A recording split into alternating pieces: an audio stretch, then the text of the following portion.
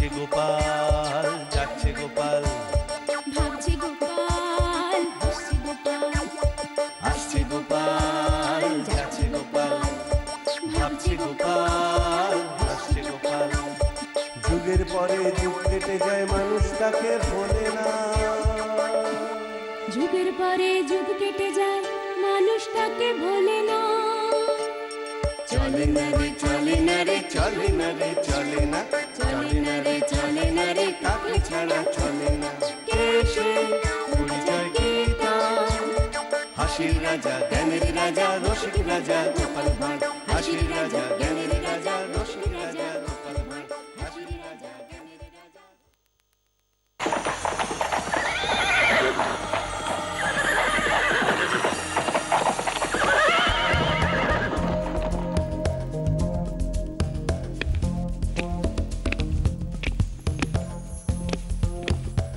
মহারাজ কৃষ্ণচন্দ্র, আমি মুর্শিদাবাদ থেকে আসছি। মুর্শিদাবাদ? তা রাজধানীর খবরাখবর সব ভালো তো? নবাব বাহাদুর কেমন আছেন? নবাব বাহাদুর আপনাকে এই চিঠিটি পাঠিয়েছেন। নবাব বাহাদুর বলেছেন এটি ভালো করে পড়ে আপনার উত্তর আমাকে মৌখিকভাবে জানিয়ে দিতে।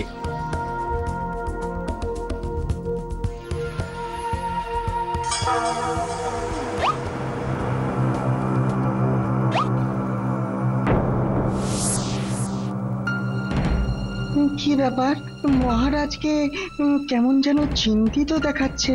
আমার হাতে কিন্তু বেশি সময় নেই মহারাজ, উত্তরটা আমায় একটু তাড়াতাড়ি দিয়ে দিন। এর যে কি উত্তর দেব সেটা তো এই মুহূর্তে আমি ভেবেই পাচ্ছি না। তবে ওই নবাব বাহাদুরকে গিয়ে বলবে আমি যথাসাধ্য চেষ্টা করব। বহুত খুব, বহুত খুব। আমি তাহলে এখন আসছি মহারাজ। মহারাজ, চিঠিটা কি খারাপ কিছু লেখা আছে? হ্যাঁ, ভয়ঙ্কর রকমের খারাপ। জানি না এর থেকে কি করে পরিত্রাণ পাবো। না না, আমি আর কিছু ভাবতেই পারছি না মন্ত্রী। কিন্তু কিন্তু চিঠির বিষয়ে কিছু জানতে না পারলে আমরা আপনাকে কিভাবে সাহায্য করব মহারাজ? তাহলে শোনো, নবাব বাহাদুর আমার কাছ থেকে 1000 কেজি সোনা দাবি করেছেন। 1000 কেজি সোনা? এবং আজ থেকে 3 সপ্তাহের মধ্যে সেটা মুর্শিদাবাদে পৌঁছে দিয়ে আসতে না পারলে তিনি আমার রাজপাট সব কেড়ে নেবেন। সর্বনাশ! বেশ হবে, তোমাকে তাড়িয়ে দিয়ে তিনি এরপর নিশ্চয়ই আমাকে রাজা করে সিংহাসনে বসাবেন। এ কিন্তু নবাবের ভারী অন্যায় আবদার। নবাব তো এরকম অন্যায় আবদার বারে বারেই করে আসছেন, আর পেয়ে পেয়ে নবাবের লোভও গেছে বেড়ে। এই তুমি থামো তো গোপাল। আমি আবার কি করলাম? এই সব কিছু তোমার জন্যই হয়েছে। বারে বা সোনা চাইলো নবাব, আর দোষের ভাগী হলাম আমি।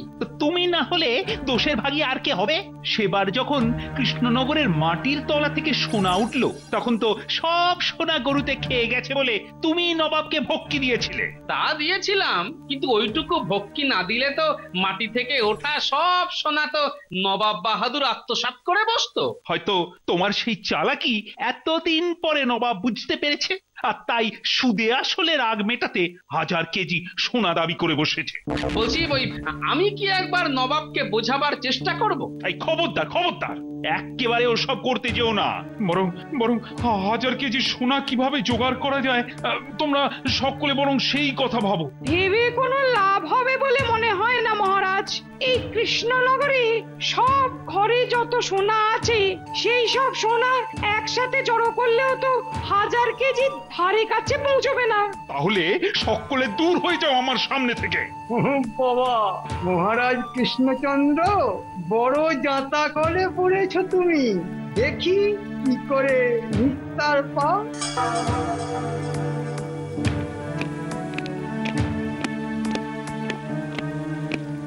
আমি কি ভেতরে আসতে পারি মহারাজ? আমি বিজ্ঞানী। বিজ্ঞানী?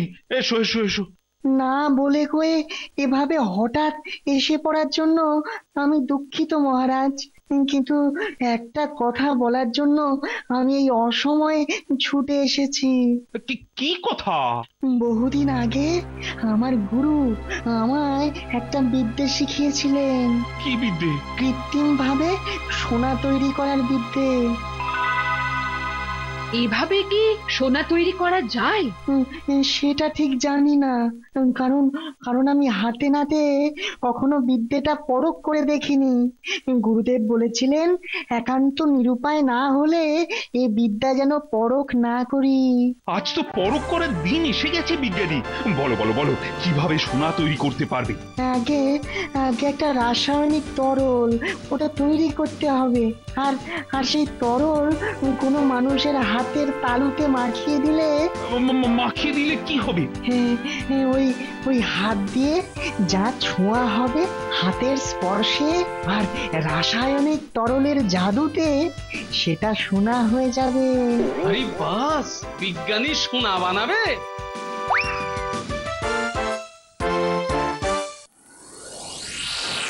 আপনি নাকি কৃত্রিম সোনা তৈরি করছেন? কে কে বললো?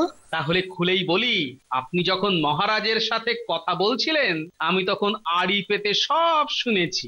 সবকিছু যখন শুনেই ফেলেছো তখন তো আর অস্বীকার করতে পারি না। মহারাজকে এই বিপদ থেকে বাঁচাতে আমি কৃত্রিম ভাবে সোনা তৈরি করব ঠিক করেছি। খুব ভালো কথা, মহারাজকে বিপদ থেকে বাঁচানো আমাদের প্রত্যেকের কর্তব্য। তবে আমি বলি কি, সোনা বানাবার তরল আবিষ্কারের আগে আপনি ওই তরলের একটা প্রতিষেধক তৈরি করে ফেলুন। এ কথা কেন বলছো? বলছে কি আর সাধে, আসলে সোনা মানুষের লোভ বাড়ায়, তাই ওই তরল হাতে মাখিয়ে দেবার পর মহারাজের হাতের ছোঁয়ায় সব কিছু যদি সোনা হয়ে যেতে থাকে তখন কি আর মহারাজ নিজেকে সামলাতে পারবেন? কথাটা মন্দ বলনি। যাক বাবা, সোনা বানানোর তরল মনে হচ্ছে তৈরি হয়ে গেল। প্রতিষেধকটা আগেই হয়ে গেছে, এবার এবার শুধু পরীক্ষা করার অপেক্ষা।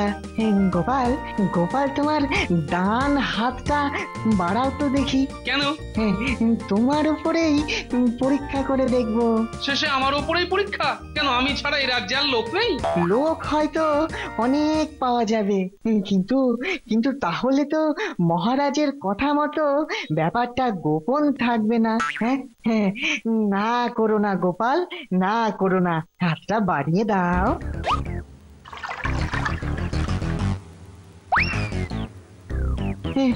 কি হলো গোপাল? বলি, প্রতিষেধকটা কি বানিয়েছেন? হ্যাঁ অবশ্যই, এই দেখো এই কাঁচের বোতলে রাখা আছে। তাহলে এই বাড়িয়ে দিলাম হাত। এবার এবার তোমার ডান হাত দিয়ে এই ঘরের কিছু একটা স্পর্শ করো তো। বাপরে, আমার বুকের ভেতরটা কেমন ধুকপুক ধুকপুক করতে শুরু করে দিল যে। ভয় পেলে? ভয় পাবো কেন, আমি গোপাল ভাঁড়, হ্যাঁ সার কি অব্দি রেয়াজ করি না? ভয় পাবো আমি? হ্যাঁ, কি যে বলেন। তাহলে না, মনের ভেতর কেমন যেন একটা ওই উত্তেজনার সৃষ্টি হচ্ছে। ঠিক আছে, আপনার এই লেখার কলমটাকে ছুলাম আমি। জয় জয়, বিজ্ঞানের জয়। আশ্চর্য, কলমটা সত্যি সত্যি সোনার হয়ে গেল। দেখি দেখি দেখি, এবার এই কাঠের টুলটা ছুঁয়ে দেখি, টুল সোনার হয়ে গেল। প্রতিষেধক, বিজ্ঞানী প্রতিষেধক কোথায়? দিন দিন, এটা এবার আমার হাতে মাখিয়ে দিন। কেন গোপাল, এত তাড়াতাড়ি কেন? আরো কিছু সোনার করে নাও না কেন? কেউ জানতে পারবে না তো? হ্যাঁ, সেগুলো সবই তোমার হবে। ওরে বাবা, না না না, আমার অত সোনার দরকার নেই। কথায় বলে না, মন না মতিভ্রম, যদি সোনার নেশায় পেয়ে বসে আমায়। না বাবা, এই বেশ ভালো আছি। লাগান লাগান লাগান, আমার হাতের তালুতে প্রতিষেধক লাগান।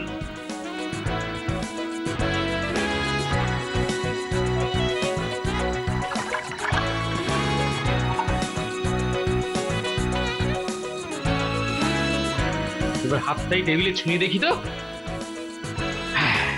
যাক বাবা, নিশ্চিন্ত, টেবিল আর সোনায় পরিণত হলো না। বিজ্ঞানী, সত্যি আপনি ধন্য। এগুলো একটু আগে আমার হাতের স্পর্শে সোনা হয়ে গেছে।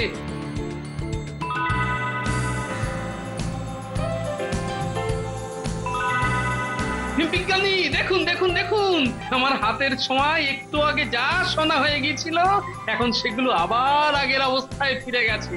অসাধারণ, সত্যি অসাধারণ আপনার আবিষ্কার।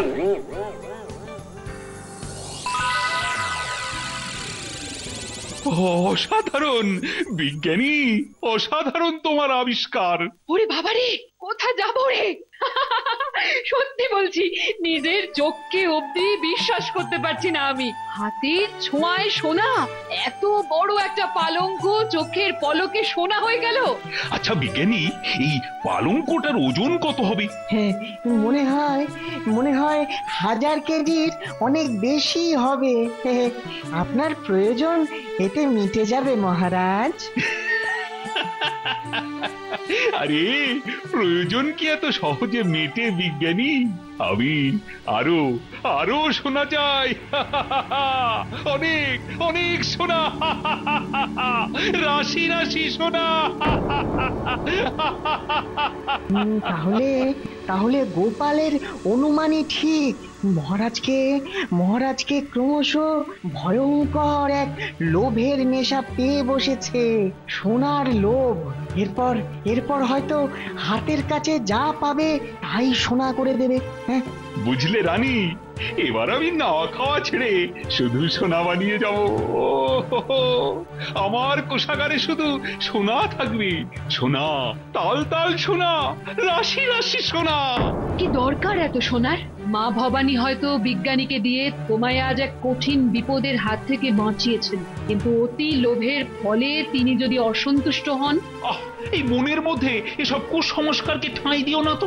চলো চলো, এখন কিছু খেতে দেবে। চলো, নবাবকে কি করে সোনা দেবো, এই চিন্তায় কতদিন কিচ্ছু খেতেই পারিনি আমি। আজ পেট পুরে খেয়ে দিয়ে সারা রাত ধরে সোনা বানাবো। কি হলো, দাঁড়িয়ে পড়লে কেন? খাবে চলো। দাঁড়াও দাঁড়াও, তার আগে এই ঘরে সবকিছু সোনা করে দিয়ে যাই।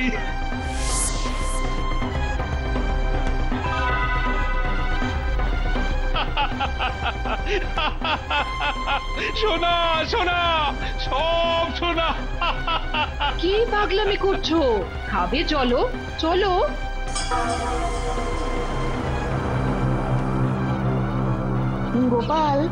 গোপাল, আমি বিজ্ঞানী হতে পারি, কিন্তু তুমি যে খুব বড় মনোবিজ্ঞানী তা স্বীকার করে নিতে আমার লজ্জা নেই।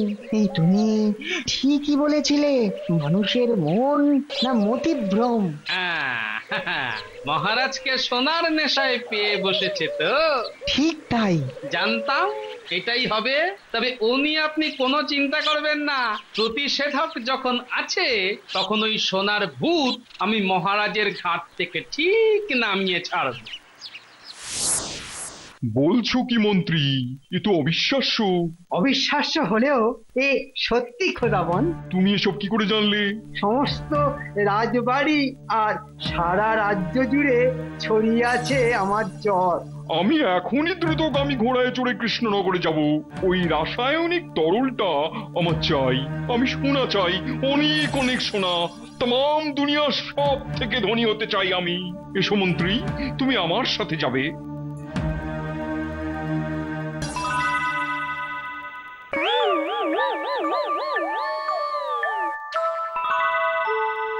চলে কি হলো? সবকিছু তো সোনা হয়ে গেল। আমি খাবো কি করে?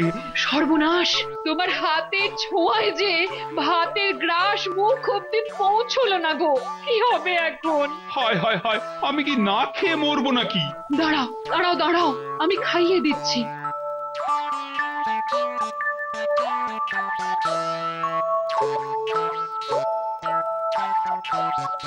বাবারে, মাছের গালিয়ায় কি ঝাল!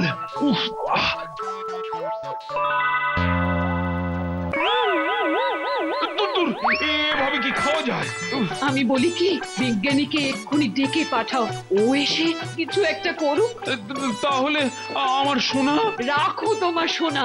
বুঝতে পারছো না, মা ভবানী তোমাকে বোঝাতে চাইছেন যে অতি লোভে তাঁতি নষ্ট হয়ে যাবে তোমার। হ্যাঁ, কথাটা মন্দ বলনি। ঠিক আছে ঠিক আছে, বিজ্ঞানীকেই ডেকে পাঠাই। তবে তার আগেই ঘটি বাটিগুলো সোনার করে নি, কেমন? খবরদার বলছি, আর লোভের ফাঁদে পা দিও না তুমি। আরে ছাড়ো তো। না, কি আমার ডান হাত যে সোনার হয়ে গেল। ও মা, মাগো, এখন আমি কি করব মা? রক্ত মাংসের মানুষের অসার সোনার হাত, লোকে শুনলে কি বলবে? কেঁদো না রানী, কেঁদো না। খবরদার ছবি না আমায়। আমি চাই না আমার সারা শরীর অসার সোনার দেহ হয়ে যাক। চলে যাও তুমি, চলে যাও, দয়া করে আমার সামনে থেকে চলে যাও, তুমি চলে যাও।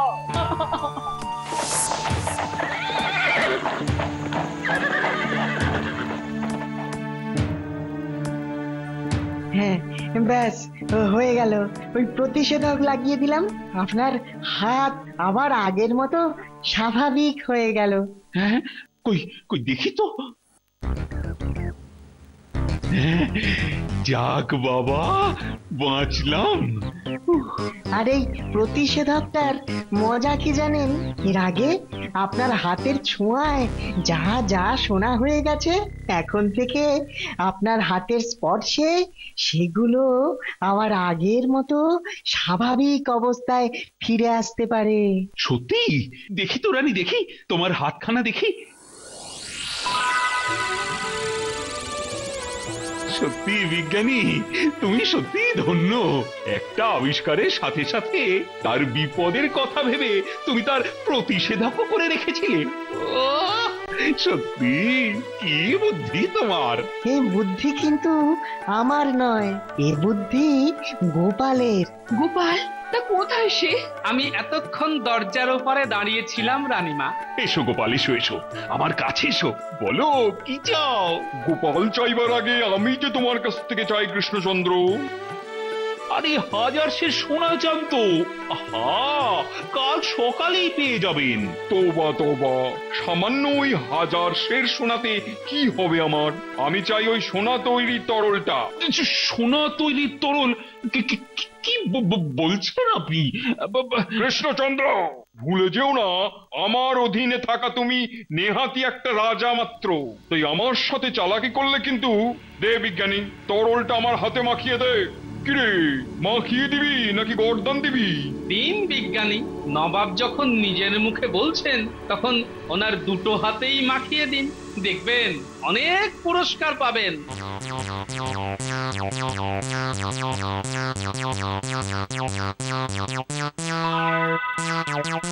এবার পরখ করে দেখতে হবে। ইয়া আল্লাহ, এটা তো সত্যি সত্যি সোনার হয়ে গেল। খোদা মেহেরবান, আজ থেকে আমি হাতের সামনে যা পাবো সেটাই সোনার করে দেবো। সোনা, শুধু সোনা, তাম দুনিয়ার মালিক হয়ে যাব আমি। আর এমন একটা খবর দেওয়ার জন্য আমি কি পাবো? ঘর শত্রু বিভীষণ, তুমি তাহলে বজ্জাত? এই, ধমকাবেন না। আমি এখন নবাবের খাস লোক, তাই না নবাব বাহাদুর? বহুত খুব, বহুত খুব। আরে, কি হলো? সারা পিঠটা এমন অসাড় হয়ে গেল কেন? অসার তো হবেই, কেননা নবাবের হাতের চাপড়ে আপনার পিঠটা যে সোনার হয়ে গেছে মন্ত্রী ভাই। জ্যান্ত মানুষের অসাড় সোনার পিঠ? ওরে বাবারে, কি হবে রে? সেটা আমার জানার মধ্যে পড়ে না। যাই যাই, আমি এক্ষুনি মুর্শিদাবাদে চলে যাই। এক রাতের মধ্যে সেখানকার সব কিছুকে সোনা করে নিয়ে তমাম দুনিয়ার বাদশা বনে যাব আমি। হ্যাঁ, এই নবাব বাহাদুর, আমাকে অর্ধেক সোনা আর অর্ধেক মানুষের একটা জড়ভরত বানিয়ে আপনি চললেন কোথায়? বৎসর বেলেক। না, ছাড়বো না, ছাড়বো না। তাহলে খা, সাটিয়ে চড় খা।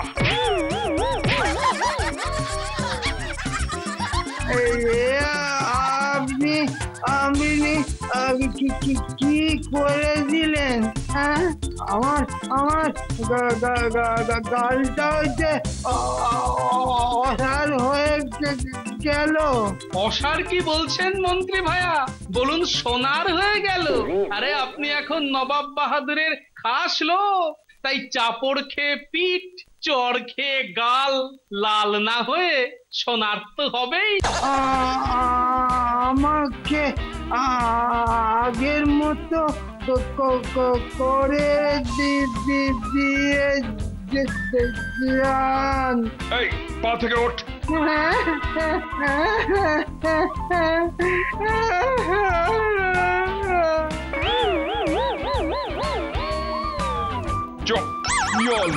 এ তো সোনার পুতুল হয়ে গেল। সব কটা বদমাশের ধাড়ি আমার সাথে চালাকি করে আমাকে ফাঁসাবার চেষ্টা। দেখ তবে তোদের কি করি, আর সব কটাকে কেটে টুকরো করে ফেলবো। কি আমার তলোয়ার? ওটাও সোনার হয়ে গেছে নবাব সাহেব। আচ্ছা, সোনার তরোয়াল দিয়ে কি মানুষ কাটা যায়? আপনার চুল যে সোনার হয়ে গেল, এরপর মাথা আঁচড়াবেন কি করে? তোকে আজ আমি শেষ করে ফেলবো।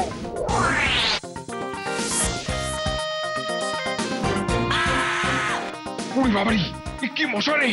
কৃষ্ণচন্দ্র, বাঁচাও কৃষ্ণচন্দ্র, আমায় বাঁচাও। সত্যি বলছি, আমি সোনা চাই না। আমি শুধু ওই সোনার হাতের অভিশাপ থেকে বাঁচতে চাই। আমার আর সোনা চাই না, আমি বাঁচতে চাই। আমায় বাঁচাও। ঠিক আছে, বাঁচিয়ে দেব। তবে আপনাকেও কথা দিতে হবে যে আপনি আর কখনো আমাদের মহারাজকে যখন তখন যা তা চেয়ে উত্ত্যক্ত করবেন না। কথা দিলাম, কিন্তু গোপাল বাঁচাও। বিজ্ঞানী, নবাব বাহাদুরের হাতে প্রতিষেধকটা লাগিয়ে দিন তো।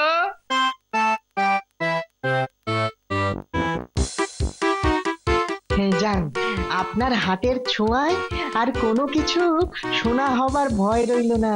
কৃষ্ণচন্দ্র, আমায় একটা ঘোড়া দেবে? প্রয়োজন হবে না। এবার আপনার হাতের স্পর্শে ঘোড়া আবার আগের মতো হয়ে যাবে।